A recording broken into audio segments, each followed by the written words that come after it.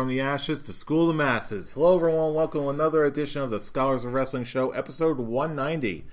I'm your man behind the microphone, Scholar Jeff. To my right is Scholar Tarek. What's up, sir? I told you last week, if you're going to be introducing me, you could at least acknowledge that I am the Scholars of Wrestling champion. I acknowledge many things, and that's not one of them. Anyway, welcome to another edition of the Scholars of Wrestling Show. You have to. I'm pausing the show right now. You have to.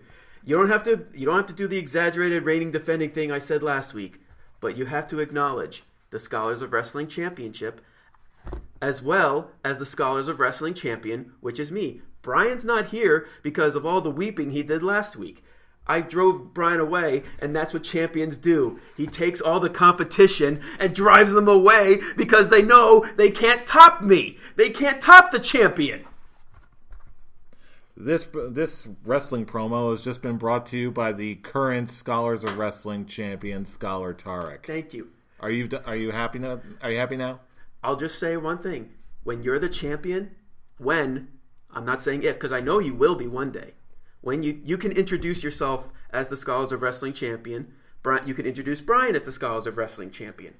The whole point is, whoever's the champion has to be acknowledged as the champion. And I'm not just doing it as a big ego thing because I'm the champion. Okay. Even though I am the champion. When I take that belt from you for predicting everything that's going to happen, I'm going to declare myself you're going to have to call me Scholars of Wrestling champion, Captain Chicken McNuggets, all right? Don't disrespect the title like that. And don't disrespect me. I was even going to say, don't disrespect yourself that way. What, you don't like chicken nuggets? Not McDonald's chicken nuggets. You're not American. Get out. Anyway. All right, see you later. Anyway, welcome to the Scholars of Wrestling show. Well, we're 2 weeks out from the Royal Rumble and a week away from Raw 25. And a week away from Raw 25. And this week in wrestling was jam-packed. So let's dive right into it. Start kicking things off with a little segment we like to call Backstage News. Indeed. We go ahead and go ahead, peek behind that little curtain there and check in on a little Backstage News. Brian's not here, so there is no meh. There is no meh indeed. But yes, there's certainly enough things to talk about this week in wrestling. Starting with some good news, quite a few signings have just been recruited to the WWE, including Ricochet and Candice LeRae. Candice LeRae was in the Mae Young Classic, right? She sure was. Okay, that's all I know her from, just through that tournament. Ricochet, I actually don't know. I don't know that much about. He's a really great high flyer. He did that really super high flippy do kind of New Japan match that gave Jim Cornette a heart attack because no, too much flipping. So what you're saying is he's most likely going to be on 205 Live? Probably. How much does he weigh? Is he a cruiserweight guy? I'm assuming he is. He's definitely in good enough shape. I'm not sure if he's above 205, but I know he's got flippy stuff. A flippy arsenal? Yes, he's got a flippy arsenal. As for Candice LeRae, she's got as good of a wrestling pedigree as any woman out there. She's married to Johnny Wrestling, and she's been a tag partner of Joey Ryan for years. Nice. So, and of course, you can always go back and check her out on the Mae Young Classic. Mm-hmm. That's a good introduction to her. I'm not going to claim to be have the most encyclopedic knowledge of Candice LeRae, but she's definitely got her chops as big as anyone. She's debuting in the Rumble. That stands a good chance of happening, considering she was in the Mae Young Classic. Mm-hmm. And she'll probably end up keeping her name, too. She'll probably be in one of the top. She'll probably be in the first 5. I don't know. I feel like she'd be the kind of name that you put towards the middle, I guess. Maybe. Sort of spice things up, and then also as soon as there's a lull in the Rumble, all of a sudden, oh hey, here's someone new or someone you haven't seen in a while, so yay.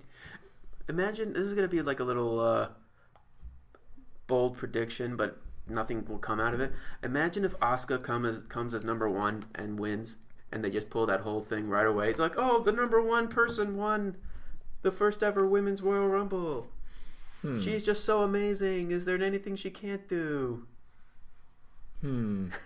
I don't think they would go quite that far, because that's not. They've portrayed Asuka as being really, really tough, but not completely unstoppable. Like they make it so that her opponents always stand a chance, and they always come so close, but they just don't take her. They just can't get the job done.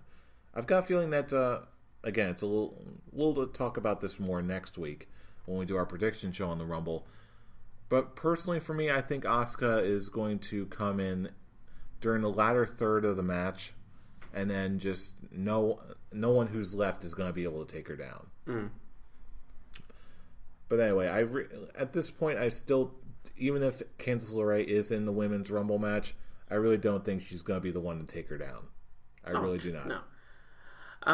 She'll probably be one of those ones who just makes the one big impact, showing, yep, I'm here. I'm here. I'm a big deal. I'll probably take out maybe some members of Absolution or the Riot Squad. I don't know. She'll do something for herself. She'll make an impact in some form. Just watch. She'll probably eliminate Nia Jax or something.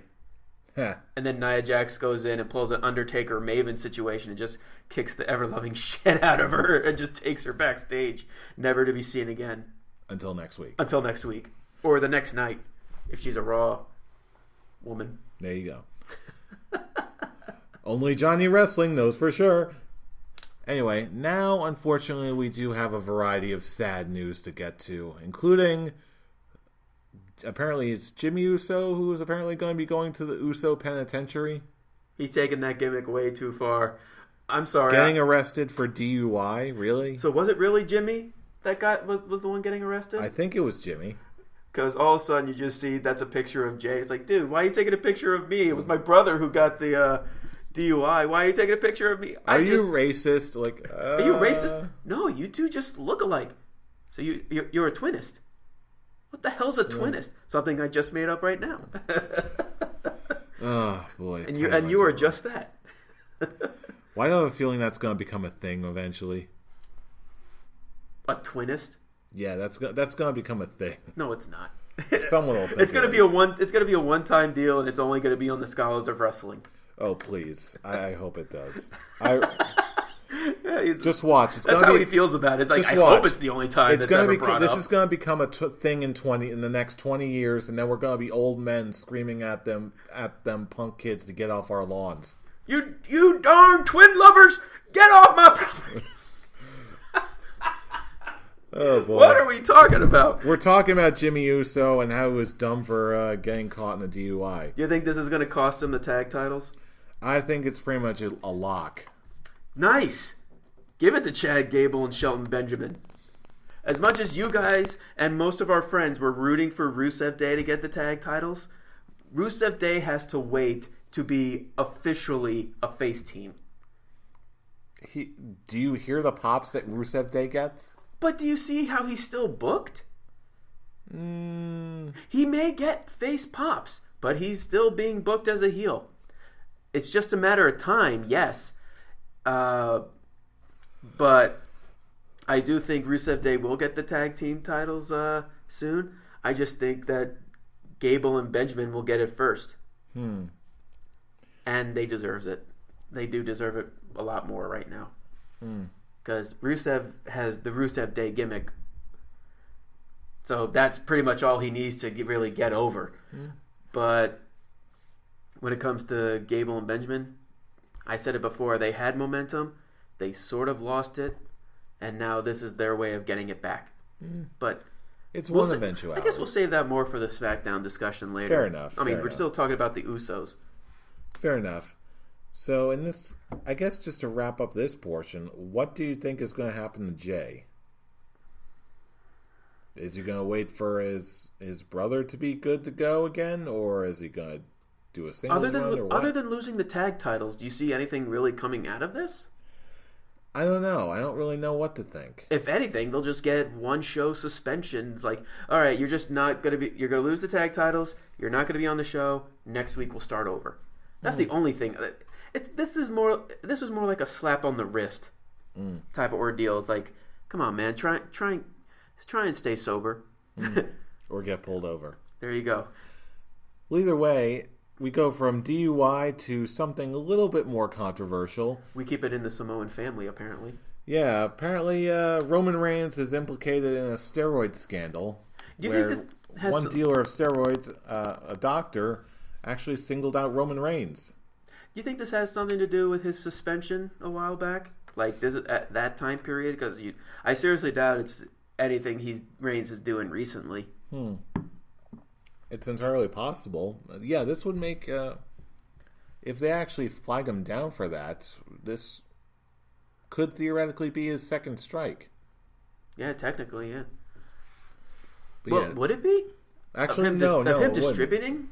It was a distributing thing, right? I thought he was on the list, but he never got busted for it, except for that one time. Okay, yeah, that's it. Mm-hmm. Yeah, this would implicate him as a lot more of a long-time customer, just really do a number on his image, I guess. Mm-hmm. But let me just put it out to you there. Just do you think this is going to impact Roman Reigns in any way? And if so, how? No, I don't think it is. Look at Randy Orton. He has 2 strikes against him, and he still beat the champion.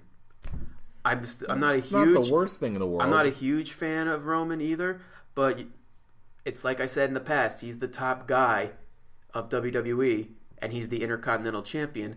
And the difference between him and the U.S. Championship, he's actually holding that thing with pride. Even if I guess that's just his thing to hold it like a sack over his shoulder. But I guess he just made that his thing to be different from the crowd. Apparently, what was I going to say? I don't want him to drop the title to The Miz. As much as I love The Miz, I don't want to see him as Intercontinental Champion anymore because it gets boring relatively fast. And The Miz did prestige the title. He did bring it back up. But come on, man, there's so many other names that deserve that more. I'm of two minds on the subject. I do enjoy Roman Reigns with the Intercontinental title. I think he's a fine holder for it. However, I'm also on the flip side, I also want The Miz to be like the longest reigning Intercontinental Champion in history. He already broke the Honky Tonk Man's record. I want him to go all the way and beat every single record possible with that belt. Isn't the Honky Tonk Man the longest reigning of combined titles? I think he's like third on the list. That's going to take me a minute to open up and look up. Yeah, I'll look that up too. Here, we'll keep the show going. One of us. I'm already. Yes. Yeah, you do that. Meanwhile, we'll move on while we're looking that up to one other bit of sad news, where apparently after a brief injury from her match with Sasha Banks, apparently Paige's in-ring career with WWE is declared over, and she's being forced into quote-unquote retirement. Yeah, I read about this earlier this past weekend. Was it this weekend when they announced it? Yeah, it was this past weekend. Yeah, and I saw the video of the moment her injury, like she actually got the injury, and it may not have been such a hard move, but it was still the fact that Sasha Banks did like a knee drop kick to the back of someone who has a history of neck surgeries in the back of her head. Even if it was planned out, okay, it's still just the simple fact you're drop kicking a person in the back of their head, in the back of the neck area, who's had history of neck problems and had surgeries. Whoever was planning on this match really should have thought that one through. In theory,